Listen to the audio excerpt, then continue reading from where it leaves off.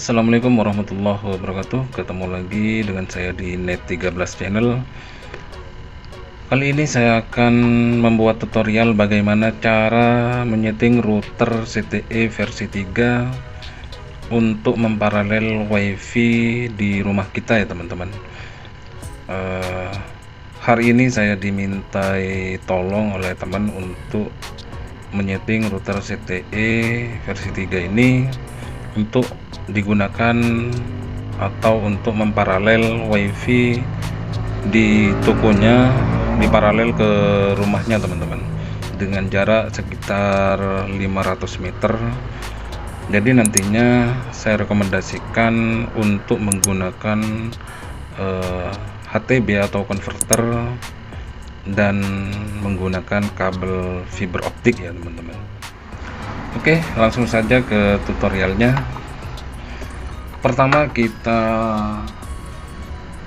colokkan dulu ya teman-teman adaptornya ke lubang powernya. Oke, kita tunggu sampai beberapa lampu ini menyala, termasuk lampu indikator WiFi nya ya teman-teman.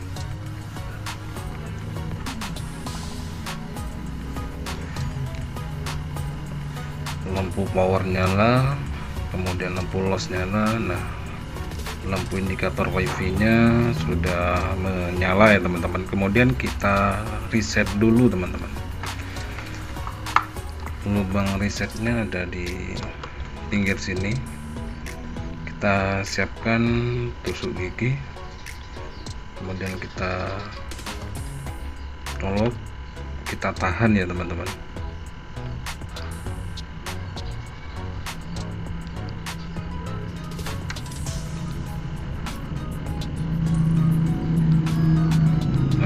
Setelah lampunya mati, kemudian kita lepas teman-teman.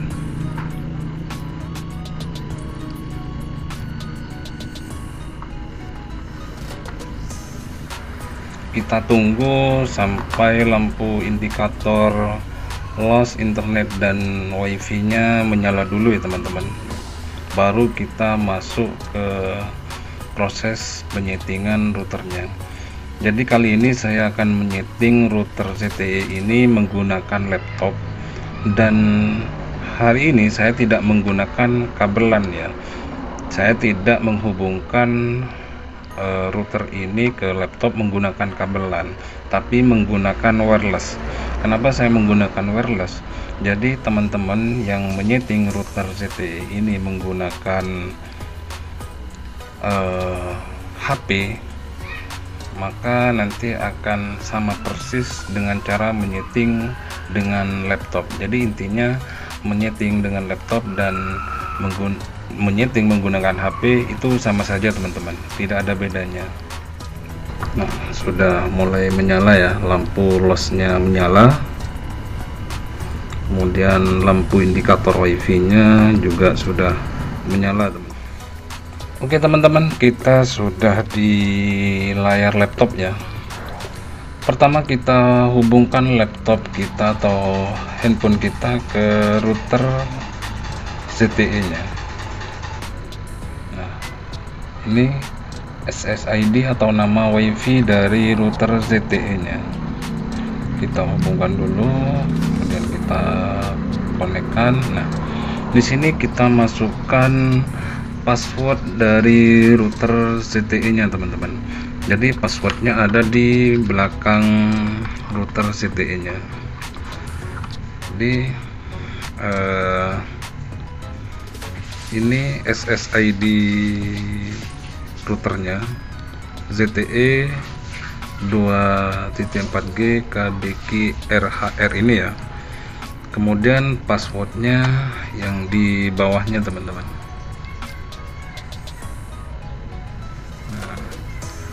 Ini yang WPA flash WPA2 PSK ini ya teman-teman. Jadi passwordnya yang ini. Kemudian kita masukkan passwordnya.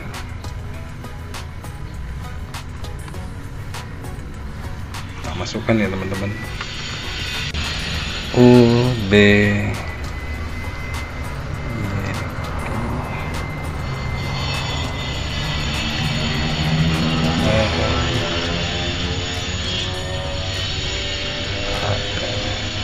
kemudian kita klik next.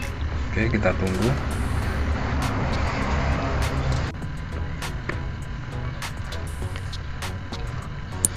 Oke, sudah terhubung teman-teman. Di sini statusnya terhubung tanpa internet ya teman-teman. Kemudian kita masuk ke Chrome. Nah, setelah masuk ke Chrome, kita masukkan IP default dari router ZTE ini. IP-nya 192.168.1.1 ya. Kemudian kita enter. Nah, di sini kita masukkan username dan passwordnya ya teman-teman. Username-nya admin, passwordnya Telkom DSO 123, kemudian klik login. Nah, setelah masuk ke halaman konfigurasinya, kita langsung masuk ke network ya teman-teman. Untuk penyetingannya kita urut saja ya teman-teman. Nah, di network kita di one connection, kita create one connectionnya ya teman-teman. Kita pilih create one connection, kemudian new connection name-nya kita kasih nama ya teman-teman. Di sini terserah teman-teman mau memberikan nama apa. Di sini saya kasih nama paralel wifi toko. Nah, jadi di new connection name-nya ini terserah teman-teman mau kasih nama apa. Yang penting teman-teman jangan kasih spasi ya teman-teman. Jadi kalau dikasih spasi tidak akan bisa di create ya teman-teman. Kemudian enable VLAN-nya kita biarkan, tipenya kita tipe root, service listnya internet, kemudian link tipenya kita gunakan link tipe IP.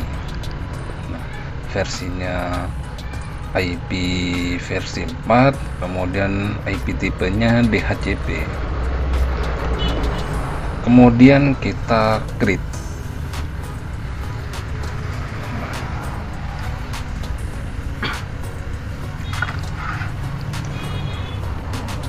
Kita lanjut ke port binding ya teman-teman. Nah, di port binding one connection-nya sudah otomatis ke paralel wifi toko, nama yang kita buat barusan. Kemudian kita centang semua LAN 1, LAN 2, LAN 3, kemudian SSID-nya kita centang semua saja ya teman-teman, agar semua bisa berfungsi, semua LAN dan semua SSID dapat kita fungsikan. Kemudian kita submit. Nah, setelah itu kita masuk ke WLAN. Nah, di WLAN ini di basic setting wireless modenya enable, modenya kita pilih mode BGN ya teman-teman, supaya semua tipe HP itu bisa masuk ke router ZTE ini, bisa mengakses router ZTE ini ya teman-teman. Kita pilih yang mixed BGN, kemudian bandwidthnya 20, channelnya terserah teman-teman mau kasih channel berapa. Di sini saya pilih auto saja, kemudian yang lainnya saya biarkan, kemudian kita submit. Nah, setelah itu kita masuk ke lanjut ke SSID setting. Nah, di SSID setting ini, nah ketika tadi SSID-nya kita cuma centang satu, maka di sini akan muncul cuma satu SSID teman-teman. Karena tadi saya centang dari 1 sampai 4, maka ketika diklik di sini maka SSID 1 sampai 4 keluar semua teman-teman. Jadi kita bisa gunakan semua. Jadi router CTE ini bisa memancarkan beberapa SSID, tapi di sini kita hanya gunakan satu saja ya teman-teman. Nah, kemudian kita ganti nama WiFi-nya atau SSID name-nya. Nah, di sini saya tidak akan mengganti, tapi teman-teman terserah mau mengganti atau tidak ya. Di sini saya tidak akan mengganti SSID-nya karena nanti biar pemiliknya yang mengganti nama WiFi-nya teman-teman. Saya nggak tahu mau dikasih nama apa, jadi saya biarkan saja. Tetapi di sini ketika teman-teman mengganti SSID-nya, maka laptop setelah di subnet ya, laptop atau HP kita maka akan disconnect ya teman-teman. Jadi kita perlu menghubungkannya kembali. Di sini saya tidak menggantinya, jadi saya tidak perlu mensubnetnya. Di security teman-teman bisa mengganti password WiFi-nya juga ya. Nah, setelah password ini teman-teman ganti, maka laptop atau HP kita akan disconnect juga ya teman-teman. Jadi di sini saya biarkan saja supaya pemiliknya bisa melihat password routernya atau password WiFi-nya itu di balik routernya ya teman-teman. Jadi setelah teman-teman mengganti password WiFi-nya, kemudian klik submit, kemudian confirm ya. Nah, setelah itu nanti laptop kita akan disconnect teman-teman. Jadi kita perlu menghubungkannya kembali. Karena saya tidak menggantinya, maka laptop saya tetap terhubung ya teman-teman. Kita lanjut ke WPS. Nah, WPS modenya kita disable teman-teman. Oke, lanjut ke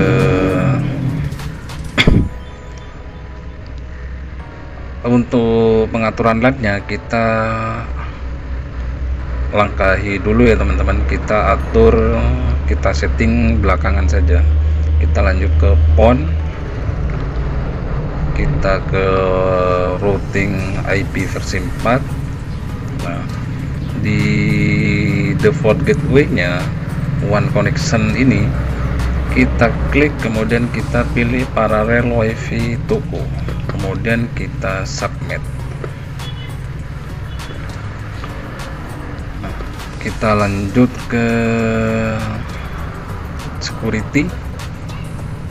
Nah, sepertinya di sini tidak perlu kita rubah ya teman-teman. Kita lanjut ke administration. Di administration sebenarnya kita tidak perlu mengubah apapun di sini ya, kecuali teman-teman ingin merubah password untuk login ke halaman konfigurasinya ini ya teman-teman. Jadi kita masuk ke user management, kemudian ketika teman-teman ingin merubah password adminnya, maka teman-teman pilih admin dan rubah passwordnya di sini ya. Old password ini password nama teman-teman ya, kemudian masukkan atau teman-teman buat password barunya. Sama juga seperti itu ketika ingin merubah password usernya ya. Kemudian setelah teman-teman merubahnya, kemudian pilih submit. Nah, di sini saya biarkan saja biar pemiliknya juga yang merubahnya. Kita lanjut ke penyetingan terakhir ya teman-teman. Kita masuk ke network, kemudian nah seperti yang saya sebutkan tadi, di pengaturan LAN-nya kita atur di akhir saja ya. Dan ini langkah terakhir, kita klik LAN, Kemudian kita masuk ke DHCP server. Di DHCP server, karena permintaan pemiliknya itu di rumahnya pengen bisa mengatur nama wifi dan passwordnya, ingin punya password sendiri, maka di sini saya tidak akan mematikan DHCP servernya ya teman-teman. Saya hanya akan merubah IP address-nya saja. Jadi di sini saya akan membuat IP address yang satu segmen dengan router utamanya. Jadi biasanya router utama IndiHome itu mempunyai IP 192.168.1.1. Maka di router kedua ini saya akan rubah angka belakangnya saja, yang awalnya 192.168.1.1 menjadi 192.168.1.3 teman-teman. Dan kemudian di DHCP servernya, DHCP start IP address-nya saya ganti juga, yang awalnya angka terakhirnya 2 menjadi angka 5. Jadi semua perangkat yang terhubung ke router ZTE yang kedua ini akan mendapatkan IP yang dimulai dari angka terakhirnya dari 5 teman-teman. Nah, karena yang tadinya dimulai dari 2, maka laptop saya mendapatkan IP 192.168.1.2. Nah, di sini nanti akan dimulai dari angka 5 teman-teman. Nah, untuk yang lainnya seperti DNS server 1 IP address ini saya biarkan, default gateway-nya saya biarkan.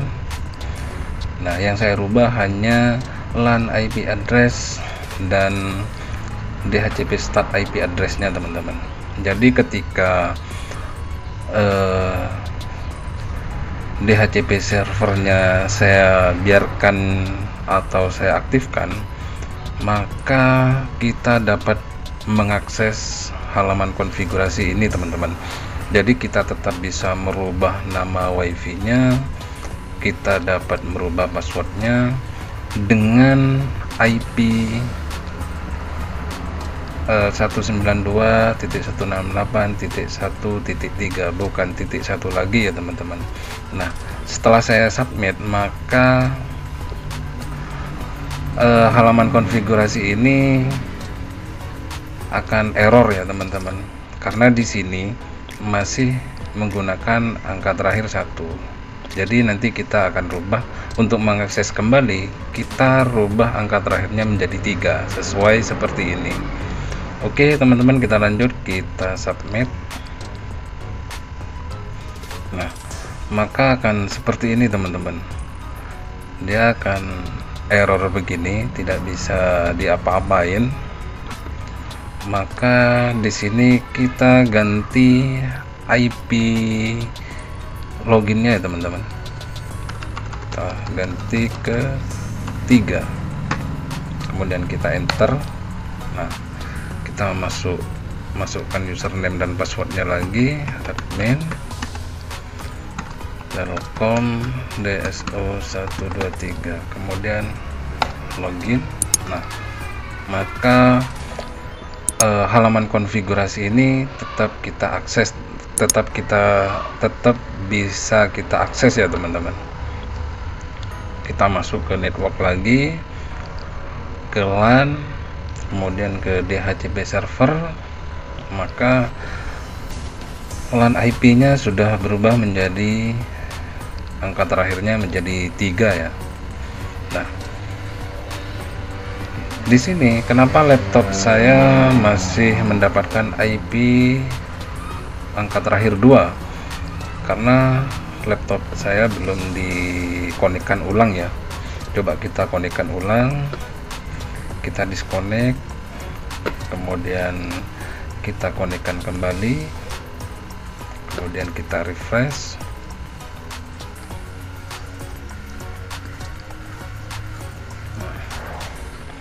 Kita klik OK saja, kemudian kita masukkan username dan passwordnya lagi ya teman-teman.